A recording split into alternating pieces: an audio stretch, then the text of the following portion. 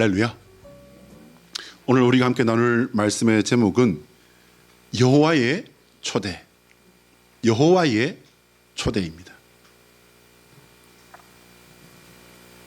제가 이 주제를 몇 번 다룬 적이 있는데요. 오늘은 이 주제만으로 가는 것이 아니지만 질문은 이걸로 들어갑니다. 거짓말입니다, 여러분. 여러분은 거짓말에 대해서 어떻게 생각하십니까? 개인적으로 한 주 동안 계속 이 거짓말에 대해서 문득 떠오르면서 이렇게 묵상하고 생각을 하며 지냈습니다. 사람들은 왜 거짓말을 하는 걸까요? 이제 여기서부터 시작해서 거짓말에 대한 하나님의 입장은, 하나님의 뜻은 뭘까? 그리고 하나님은 결국 심판하시는 하나님이신데 이 거짓말에 대한 하나님의 심판은 무엇일까 하는 생각들이 꼬리에 꼬리를 물고 이제 머릿속에서 이렇게 맴맴 돌았던 지난 한 주간이었습니다. 자, 우리 거짓말의 국어 사전적인 뜻부터 한번 짚어보고 넘어갑니다. 앞에 보시면은요, 사실이 아닌 것을 사실인 것처럼 꾸며대어 말을 함, 또는 그런 말. 예를 들자면은 이건 정말 터무니없는 거짓말이야 라는 그런 말 있지 않습니까? 또 두 번째 뜻은 뭐냐면요, 전과는 아주 딴판이야. 어느 좀 깜짝 놀라는 그런 상황이라 할 수 있겠죠. 어머니는 수술하신 후에 거짓말처럼 건강해지셨어. 보통은 사실이 아닌 것과 바꿔서 말을 해버리는 것을 우리는 보통 거짓말이라고 말을 하지요. 여러분, 그러면 세계적으로 거짓말을 가장 많이 하는 나라는 어느 나라일까요? 제가 이 자료를 찾아보니까 이쪽을 말하기도 하고 저쪽을 말하기도 하는 그런 재미난 통계들이 좀 있더라고요. 그래서 제가 한 두 가지만 좀 소개를 해보려고 합니다. 몇 년 전에 학자들이 개개인의 그 수준에 따라서 얼마나 정직한가, 그러니까 정직하지 못하면 뭐가 될까요? 거짓말이 되겠죠. 그러니까 얼마나 정직할 수 있는가, 정직하게 사는가에 대해서 연구를 한 그 연구가 있었습니다. 이 연구는요, 자그마치 5년 동안 진행이 됐어요. 23개 나라에서 5년 동안 이제 이게 진행이 되게 되는데, 이 연구에서 유럽 사람들이 거짓말을 제일 안 하더래요. 참, 유럽의 그 모든 생각과 문화의 뿌리가 뭐죠? 기독교잖아요, 기독교. 그러니까 로만 천주교가 되었건 개신교가 되었건 유럽의 모든 문화의 그 기초는요, 기독교입니다. 그렇구나라는 생각이 들더라고요. 그 중에서 대표적으로 오스트레일리아 아닙니다. 오스트리아, 영국, 네덜란드 사람이 제일 정직하더래요. 그러면 반면에 이렇게 정직한 데이터가 나왔다면은 정직하지 못한 나라들의 데이터도 있겠죠. 어느 나라일까요? 모로코, 케냐, 탄자니아 사람들이 이 연구에서는 제일 정직하지 못하게 이렇게 데이터가 나왔다라고 되어 있습니다. 물론 이건 여러분 절대적인 거 아니에요. 그러니까 여기는 방법이 있었어요. 주사위를 가지고 사는 그런 어떤 방법을 가지고 연구를 해본 결과 이렇게 나온 건데, 또 다른 이건 조금 유명한 데이터예요. 어떤 실험에서 세계에서 가장 거짓말을 많이 하는 나라, 여러분 어딜까요? 중국으로 나왔습니다. 근데 중국이라고 하는 거는 사실은 그런가 보다 했는데 2등과 3등이 조금 쇼킹했어요. 2등이 어디로 나왔을까요? 이 데이터에서는요, 그 유럽에 국교가 아예 그냥 기독교로 나와 있는 독일 사람들이 거짓말을 또 그렇게 많이 한대요. 독일이 2등이에요. 어머, 그렇구나. 그럼 3등은요, 탑3잖아요. 자고로 3등이 어디냐면요, 여러분 빰빠밤, 자랑스러워 하시면 안 됩니다. 한국입니다. 한국 사람들이 그렇게 거짓말을 많이 한다는 거예요. 실제 제가 언젠가 TV에서 본 적이 있습니다. 요즘 우리 주변에 국제 결혼을 많이 해서 국제 커플이라고 해서 외국인들과 많이 살게 되는 사람들을 어렵지 않게 볼 수 있는데요. 외국인들이 한국에 와서 시집 와서, 요즘은 시집을 많이 오지 않습니까? 시집 와서 혹은 또 이제 결혼해 와서 한국 사람들과 살면서 제일 어려웠던 게 뭐냐라고 하는 질문을 이제 했는데, 여기서 제가 너무 의외의 답을 들어서 그걸 기억을 하고 있어요. 이게 뭐냐면요, 한국 사람하고 살면서 가장 어려웠던 거, 당황스러웠던 거, 이게 뭐냐면 거짓말을 너무 쉽게 하더라는 거예요. 네. 그것 때문에 당황스러웠다는 거예요. 실제로 여러분, 그 국제 부부로 이렇게 살아가는 사람들이 요즘은 유튜브를 많이 합니다. 이 보면은 유튜브 할만해요. 보면 남자도 잘생겼고 여자도 미인이고 애기는 더 이쁘고, 그래서 아주 그냥 알콩달콩 살면서 이렇게 나오는 재미난 내용들을 유튜브로 만들어서 이렇게 올리게 되는데, 근데 문제는 뭐냐면, 아무리 유튜브지만 왜 이런 걸 만들었을까라고 하는 그런 흠칫흠칫 놀라는 그런 경우들이 가끔 있습니다. 그게 뭐냐면요, 아내를 놀라게 하기 위해서 이제 좋게 말하면 이벤트를 하는 거예요. 이벤트를 한답시고 뭘 하냐면요, 거짓말을 하는 거예요. 거짓말. 돼요, 안 돼요, 여러분? 그렇습니다. 그러면 여러분, 우리는 하나님을 믿는 성도입니다. 저와 여러분은 얼마나 정직합니까? 그럼 따라할까요? 하나님의 소원은 우리가 예수 그리스도 안에서 언행이 진실한 성도가 되는 것이다. 시작. 하나님의 소원은 우리가 예수 그리스도 안에서 언행이 진실한 성도가 되는 것이다. 할렐루야. 언행이 진실한, 언행이 뭐죠? 말과 행동이 진실한 성도 되시기를 예수 그리스도의 이름으로 축복합니다. 하나님의 신실하심을 닮아가는 성도가 되는 방법 중에 이보다 더 분명한 방법이 없지 않을까 생각해 봅니다. 우리는요, 먼저 사람들이 왜 거짓말을 할까라는 것부터 좀 생각해 볼 필요가 있을 것 같아요. 거짓말의 심리학이라고 하는 유명한 책이 있습니다. 거짓말의 심리학. 이 책은요, 전직 CIA가 뭡니까, 여러분? 미국의 특수기관이에요. 그죠? 거기서 거짓말을 상대로 수사를 하는 그 수사 전문가들, 거짓말 수사 전문가들 4명이 이렇게 힘을 합쳐서 쓴 책이라고 합니다. 이 책에 의하면 사람들은요, 적어도 하루에 10번 이상은 거짓말을 한다는 거예요. 저는 이 말을 오래전에 라디오에서 들은 적이 있거든요. 근데 저는 그래도 내가 그리스도인인데, 신앙인인데 내가 10번을 거짓말을 하나? 이런 생각을 해봤어요.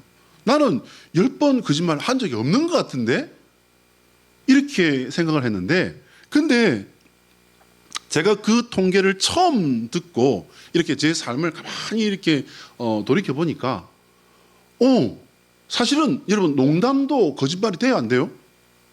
농담도요, 물론 거짓말이 아니라 살짝 돌려서 이렇게 농담으로 말을 한 부분도 있긴 하지만 거짓말일 때가 있더라고요. 그냥 귀찮아서 이렇게 그냥 가볍게 아닌데 예. 거짓말이잖아요. 아, 그렇구나. 근데 여러분, 그렇게 확실한 거짓말은 알겠는데 이게 좀 이건 아니지 않은가? 이건 괜찮지 않은가? 라고 하는 것도 사실은 있더라고요. 거짓말들 중에는 상대방에게 상처를 주고 싶지 않아서 하는 거짓말도 있더라는 거예요. 소위 말하는 하얀 거짓말이에요. 여러분은 이 하얀 거짓말에 대해서 어떻게 생각하십니까? 다른 사람이 내 말로 말미암아, 내가 말한 것으로 말미암아 상처받지 않게 하려고 내가 믿지 못하게 거짓말을 했다. 여러분, 이거 이해될 수도 있지 않을까요? 근데 여러분, 성경에는 어떻게 되어 있습니까? 거짓말 하래요, 말래요? 성경 안 읽어보셨구나. 읽으시면서도 그냥 흘려들으셨구나. 성경의 입장은요, 여러분, 이제 뒤에 가서 말씀드리겠지만 하나님의 입장은 분명해요, 거짓말에 대해서. 여러분, 이 하얀 거짓말이라는 것은요, 하얀 거짓말이라는 것은 얼마든지 사실은 우리가 조금만 기지를 발휘하면, 생각해 보면 피할 수도 있는 거예요.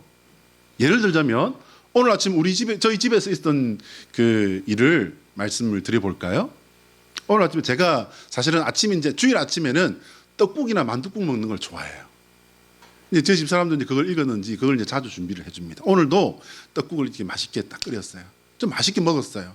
근데 저희 어머니께서 이제 이게 잡수더니 제가 이제 김을 이렇게 넣어드렸는데 아마 살짝 짜셨던가 봐요. 그래서 어머니께서 저를 보시더니 좀 짠가? 그러시는 거예요. 그래서 저는 생각 없이 맛있게 먹고 있는데 좀 짠가? 그러시니까 저도 속으로 짠가? 그러면서도 어떻게 해요? 막 맛있게 먹고 있었습니다. 이제 그리고 이제 집사람이 앉아서 이제 식사를 시작하는 거예요. 먹더니 어머 어떻게 오늘도 좀 짜게 된 것 같아. 짜네. 이제 그렇게 이야기를 한 거예요.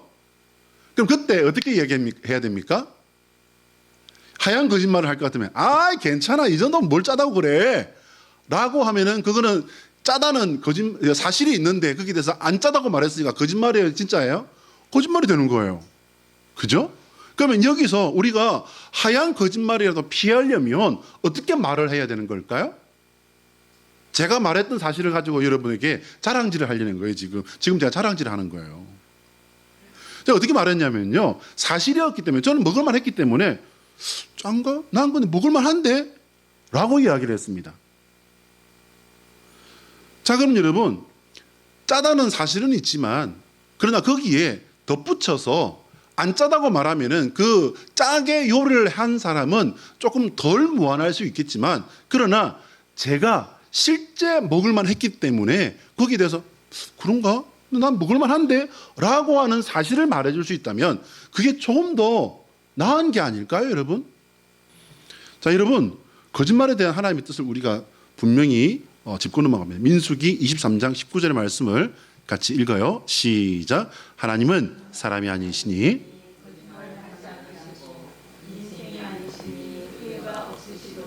어찌 그 말씀하신 바를 행하지 않으시며 하신 말씀을 실행하지 않으시냐. 여러분, 하나님은 거짓말 안 하세요. 아멘이신가요? 하나님은 거짓말 안 하십니다. 오히려 거짓말을 굉장히 미워하시고 성경에 전반적으로 보면요, 하나님은 거짓말에 대해서 경고하시고 금지하십니다. 오늘 이 민수기 23장 19절 말씀에 덧붙여서 하나 더 볼까요? 이거는 정말 중요하고 딱 잘라서 말씀하신 거예요. 출애굽기 20장 16절의 말씀 딱 보시면은요, 시작. 내 이웃에 대하여 거짓 증거하지 말라. 할렐루야. 저게 어디에 나오는 말씀이에요? 십계명에 나오는 말씀이에요. 십계명에 딱 못 박혀 있습니다. 말을 하지 않을지언정, 여러분, 거짓말 피할 수 있는, 하지 않을 수 있는 용기 가지신 성도 되시기를 축복합니다. 그리고 꼭 말을 해야 된다면은 정말 더 좋은 거, 더 좋은 사실을 말할 수 있는 지혜를 가진 성도 되시기를 예수님의 이름으로 축복합니다. 여러분, 그러면 하나님께서 거짓말 하지 말라고 하셨는데 우리가 아는 바와 같이 나부터 거짓말을 너무 쉽게 하고 정말 우리가 사는 데에는 거짓말이 정말 널리고 깔렸잖아요. 그렇다면 이 거짓말에 대해서 하나님은 어떻게 하실 건가에 대해서 우리가 찾아봅니다. 요한계시록 21장 8절의 말씀이에요. 자, 시작. 그러나 두려워하는 자들과 믿지 아니하는 자들과 흉악한 자들과 살인자들과 음행하는 자들과 점술가들과 우상 숭배자들과 거짓말하는 모든 자들은 불과 유황으로 타는 못에 던져지리니 이것이 둘째 사망이라. 아멘. 이 말씀 띄워놓으시기 바랍니다. 여러분, 이 요한계시록 21장 8절의 말씀은 여러분 기억해 놓으세요. 저는 이 말씀을 읽으면서 정말 놀랐어요. 왜냐하면요, 성경은 이 순서마저도요 굉장히 이것은 의도되어지고 그리고 정확하게 순서를 나열한 내용이라고 보시면 됩니다. 여러분, 이 두려워하는 자들이 살인자보다도 앞에 나와 있다는 거, 두려워하는 자들이 믿지 않은 자들과 함께 이 불과 유황으로 타는 못에 가장 먼저 들어간 사람들이 두려워하는 자들과, 저는 이 말씀을 처음 읽을 때 받았던 그 충격을 지금도 생생하게 기억합니다. 너무 놀랐어요. 믿지 아니하는 자들보다 두려워하는 자들이 먼저 들어가요. 어디에? 불과 유황 못에, 지옥에 먼저 들어갑니다. 가장 먼저 들어가는 사람들이요, 살인자들, 뭐 거짓말하는 사람들, 우생숭배자들, 점성술가들, 귀신 섬기는 사람들, 뭐 자기가 교주였던 사람들, 수많은 사람들을 죽였던 그런 독자들, 이 사람들보다도요 가장 먼저 들어간 사람들이 누구라고요? 두려워하는 자들과 믿지 않는 자들이에요. 저는 이 사실이 너무너무 놀라웠습니다. 여러분, 이 순서를 차근차근 딱딱 세어가시면서 보시기 바랍니다. 그런데 이 가운데 뭐가 있어요, 여러분? 거짓말하는 모든 자들은. 하나님은 거짓말을 미워하십니다. 그렇기 때문에 정직한 말을 할 줄 아는, 정직한 말을 할 수 있는 능력과 지혜를, 그리고 집중력을 가지시는 저와 여러분 되시기를 예수님의 이름으로 축복합니다. 여러분, 왜 두려워할까요? 왜 믿지 않을까요? 요한계시록 21장의 말씀을 덧대어서 조금 더 생각해 봅니다. 가만히 생각해 보면 이 두려워하는 것과 믿지 않는 건요, 하나예요. 하나. 한 세트예요. 하나님을 믿지 않고 신뢰하지 않는 거예요. 하나님께서는 심판날에 이것을 그냥 넘기지 않으신다고 분명히 말씀하신 거예요. 어디에 있습니까? 요한계시록에 딱 되어 있잖아요. 왜 두려워합니까, 여러분? 왜 무서워합니까? 하나님을 신뢰하지 않기 때문에 두려워하고, 하나님께서 그렇게 오랜 세월 수많은 그 주의 종들을 통해서 말씀하신 그 구원의 길들을 받아들이지 않기 때문에 그들의 마음에는 두려움이 틈타고 두려움이 주인 노릇하고 있는 것입니다. 하나님께서는 처음부터 우리에게 딱 하나만 원하셨어요. 하나님은 우리에게 정직해라, 거짓말하지 말아라 라고 말씀하신 것도 있지만은요, 우리가 여기에 집중하게 되면은 우리는 이 두려움도 또 우리가 하나님을 믿지 않는 모든 것들도 다 넘어가고 다 이길 수 있는 건 한 가지가 있습니다. 하나님은 이 한 가지에 초점을 두시고 하나님은 이것을 위해서 우리를 구원하시는 거예요. 그게 뭡니까, 여러분? 그게 뭐냐면요, 바로 화목한 관계예요. 하나님은 우리를 화목한 관계를 위해서 지으셨어요. 이게 깨어졌기 때문에 하나님은 우리를 당신의 온몸을 던져서 구원하시는 거예요. 우리를 구원하셔서 하나님께서 이루시는 게 뭐예요, 여러분? 제가 말씀드리지 않습니까? 하나님과 우리가 잃어버린 그 화목을 회복하는 거예요. 자, 그러면 여러분, 이 화목을 위해서, 화목은 하나인데 이 화목을 위해서 필요한 것이 몇 가지가 있습니다. 뭐냐면요, 앞에 보시면은요, 첫 번째, 서로를 정확하게 알아야 돼요. 서로를 집중해야 됩니다. 방향성을, 제가 가끔 말씀드리거니와 방향성을 말씀드린 것입니다. 마음이나 생각이나 믿음이나 삶이나 모든 것들이 여러분 방향성이 정확해야 됩니다. 누구를 향해 갑니까? 우리는 성도입니다.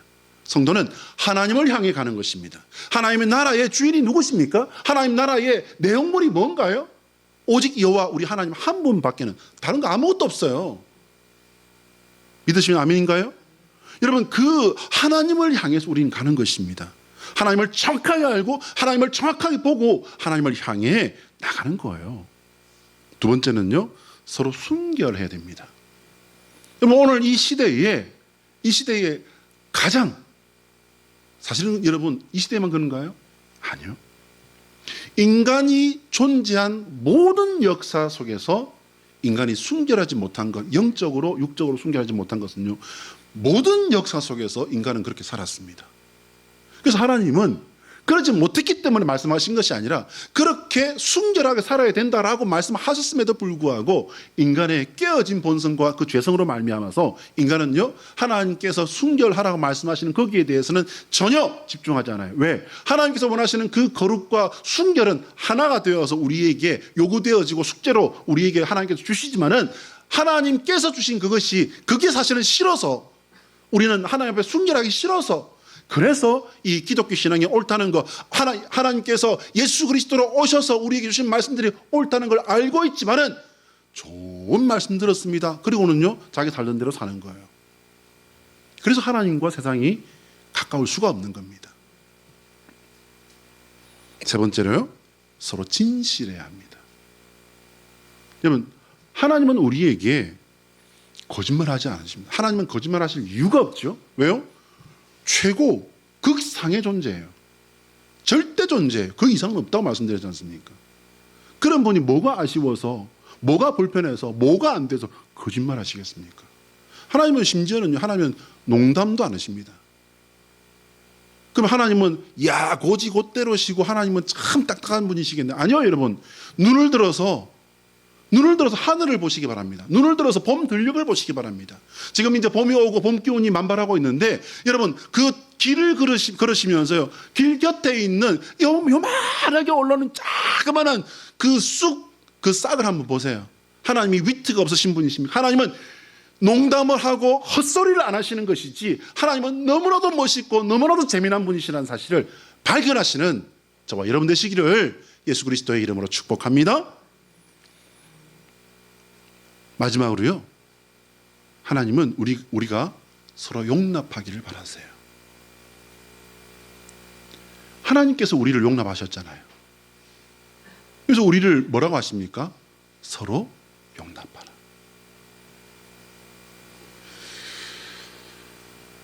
여러분, 우리는 내가 못하는 것을 상대방이 요구해서는 안 돼요. 내가 못하는 것을 상대방이 요구하는 것은 그건 무례입니다. 근데 내가 못하는 것을 상대방에게 요구해도 되는 단 한 대상이 있어요. 그게 누구죠? 하나님이십니다. 그 방법이 뭡니까? 기도입니다. 하나님은 야, 니들끼리 되지도 않는 거 그거 그렇게 용납이 안 돼서 그렇게 그냥 지지고 볶아지 마. 나한테 말하라니까. 나한테 말하라니까. 하나님은 우리에게 그렇게 말씀하십니다. 내게로 오라. 내가 너희를 쉬게 하리라. 무엇이든지 내게 원하는 대로 구하라. 그리고 된 줄로 믿어라. 성경에 기록되어 있는데 저도 여러분도 왜 이게 그렇게 안 될까요, 여러분?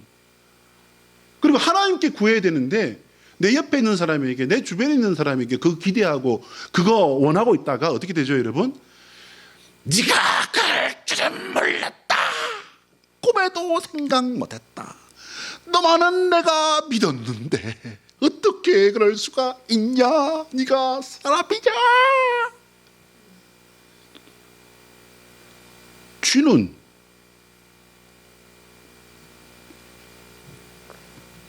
여호와 하나님께서는 언제나 당신을 사모하는 모든 사람을 부르시는 우리 하나님이십니다. 성경 전체가 하나님께서 우리 인간을 부르시는 내용이에요. 또한 우리가 하나님께 가는 길과 방법을 성경에서는 애가 닳도록 우리에게 말씀하시며 우리를 알려주시며 그 길로 오라 말씀하시는 겁니다. 하나님께서 여러분 그 길을 그냥 알려놔 주신 건가요? 당신께서 온몸으로 그 길을 피를 철철 흘리시면서 닦아 두셨잖아요. 그 문을 열어두셨잖아요. 저는 지금도 예루살렘에 골고다에 사형수들을 눕혔다는 그 돌이 지금도 생각이 나요.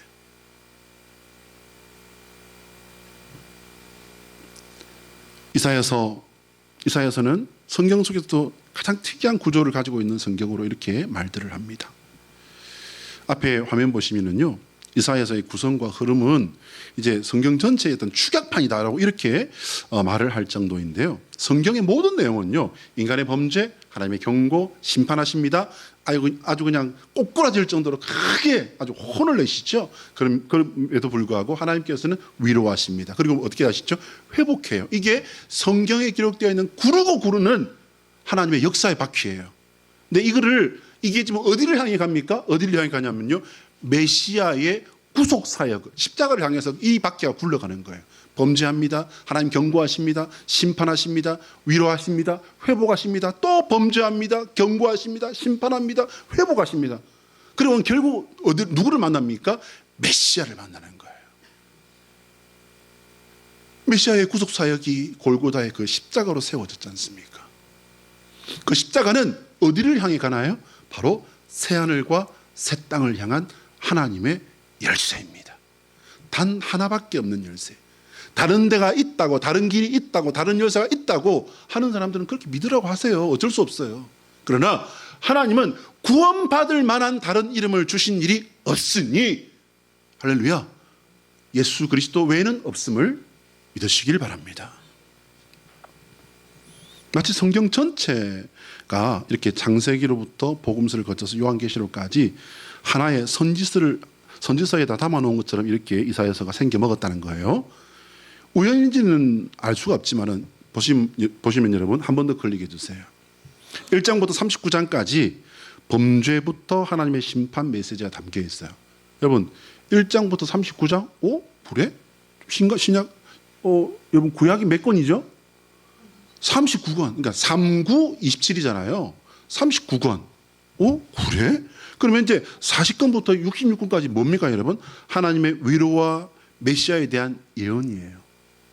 그러면 이 39, 27 전체 66권이 이런 구조로 되어 있는데 이사야서가 1장부터 39장까지 40장부터 66장까지 딱 성경처럼 생겼더라는 겁니다. 하나님께서는 이미 이사야 선지를 통해서 영적 구원을 사모하는 모든 사람을 초대하십니다. 이 말씀을 오늘 본절에서 말씀하고 있는 거예요. 본문 1절 같이 한번 읽어볼까요? 앞에 뜰 겁니다. 시작. 오라.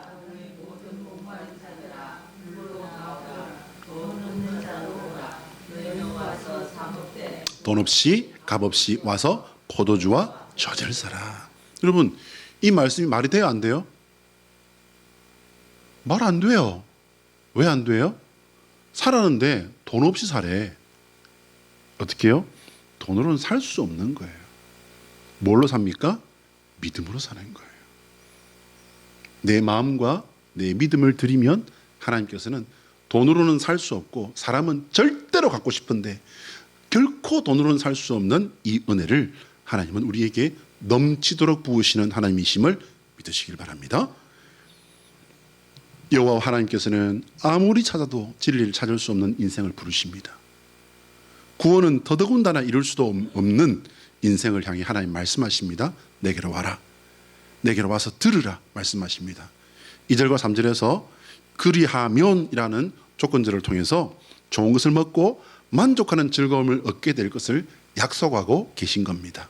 또한 당신께 나와서 귀를 기울이고 들으면 영원히 살리라 말씀하신 겁니다. 여러분 영원히 사는 것이 무엇입니까? 바로 구원을 말하는 것입니다. 저는 이 말씀을 준비하면서 4절과 5절을 보면서 너무 신기했어요.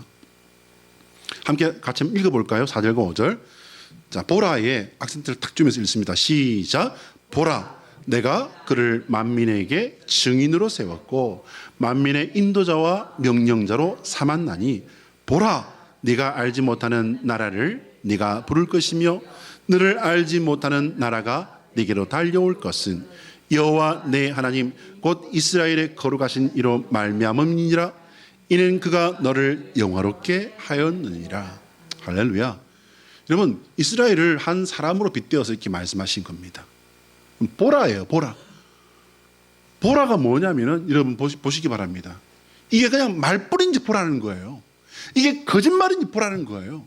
이게 이루어지지도 않을 헛된 약속을 너희들에게 내가 남발한 거지 보라는 거예요. 보라가 무엇입니까? 하나님의 자신감이지 않습니까? 하나님의 성취기 때문에 하나님께서 보라 말씀하신 거잖아요. 하나님께서 이루셨기 때문에 이루시기 때문에 보라는 거잖아요. 예수님께서 예언하신 것처럼요. 이스라엘은 멸망했습니다. 이렇게 하나님께서 말씀을 주시고 이스라엘을 회복시키시고 수백 년에 지금 이제 이스라엘의 멸망과 이사야 선지가 이 말씀을 전한 것에는요 700년 이상의 시간이 있다고 말씀드렸지 않습니까? 나라 회복됩니까? 안 됩니까? 회복됐어요. 근데 하나님 잘생겼어요? 아니요. 다시 또 꼬꾸라졌어요. 그리고는 이방인이 자기들 달래려고 사탕발림으로 세우는 그 성전을 보고서 그게 그렇게 좋아서 주님 보십시오. 진짜 완전 막 죽이지 않습니까? 얼마나 예수님 마음이 어떠셨을까요, 여러분? 얼마나 답답하고 안타까우셨을까요? 말씀하시지 않습니까? 돌 하나도 돌 위에 남지 아니하리라. 이 말씀은 정말 무서울 정도로 이루어져 버립니다. 그리고는 2000년 넘게 이들은 온 세상을 떠돌아다니는 나라 없는 떠돌이 민족으로 서름을 당하며 살았습니다. 여러분 생각해 보세요. 누가 봐도 그들은 끝난 거였습니다. 그런데 지금 이스라엘이 어때요? 여기는 저도 그렇고요. 이스라엘 다녀온 분들 있지 않습니까? 지금 이스라엘 어떻습니까? 우리가 기독교 신앙인으로 살아가면서 단 한 번이라도 그 땅에 발을 디뎌보는 것이 얼마나 가슴 벅찬 일인지 저는 사실은 이스라엘이라는 나라를 알면서도 상상도 못했습니다. 그런데 단 5일짜리였지만요, 이스라엘 성지순례를 가서 느낀 그 느낌은 영원히 죽는 날까지 잊지 못할 감동이었습니다. 그뿐 아니라 여러분의 성지순례와 선교지를 따라다녔 여러 나라를 다녀본 목사님들도요, 지금 이제 우리 주변에 우리 노회 우리 시찰에도요 은퇴를 앞둔 목사님들이 여러 분 계십니다. 이분들이 은퇴하기 전에 마지막으로 딱 한 번만 가보고 싶은 곳이 어딜까요, 여러분? 이스라엘이에요. 왜일까요? 그분들은요 이스라엘 성지순례 여러 번 다녀왔습니다. 여러 번 다녀오고 여러 나라도 선교지 탐방, 교회사 탐방 이렇게 해서 여러 나라 다녀왔습니다. 이제 그 삶의 마지막 성지순례를, 마지막 교회의 역사를 통해서 내가 가서 은혜 받고 싶은 곳이 어디냐라고 했을 때 여러분 모두가 약속이라 한 것처럼 이스라엘 가고 싶다는 거예요. 이스라엘. 왜일까요, 여러분?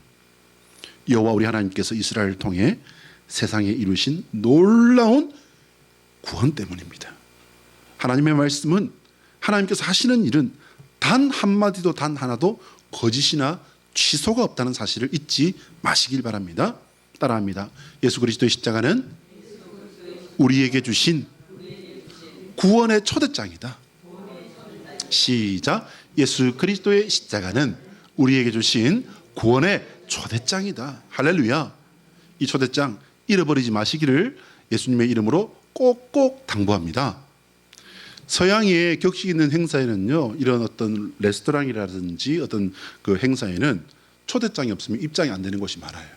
심지어는 좀 격식이 있는 그런 그 레스토랑에 식사로 갈 때 있지 않습니까? 아무리 내가 여기 돈 있어요, 돈 팔랑팔랑 흔들면 나 들어가서 여기 이 식당에서 제일로 비싼 거 내가 먹을게요, 들어가려고 합니다.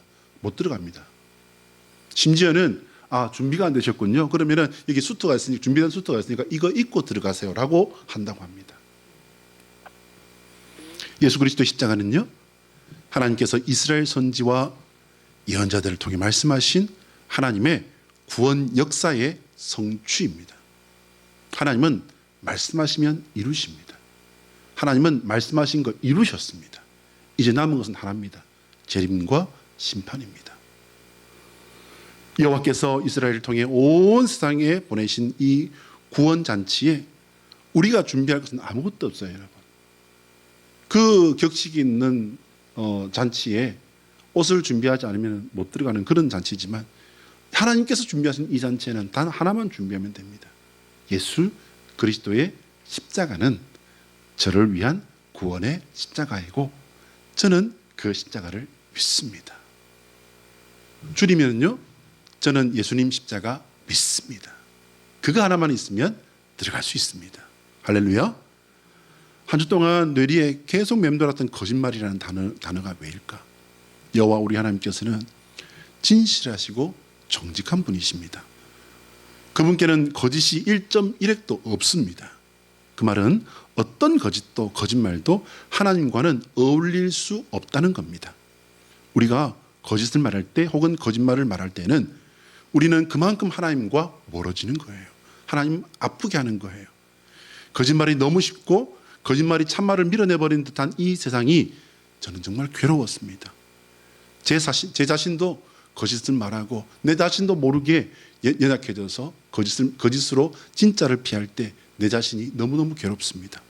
그래서 하나님께서는 우리를 부르시고 우리에게 주신 사명이 있습니다. 마태복음 5장 13절로 16절 말씀 읽고 말씀을 마치겠습니다. 시작.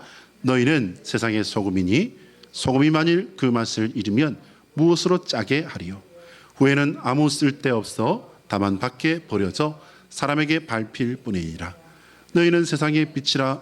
산 위에 있는 동네가 숨겨지지 못할 것이요 사람이 등불을 켜서 마을 아래에 두지 아니하고 등경 위에 두나니 이러므로 집안 모든 사람에게 비치느니라.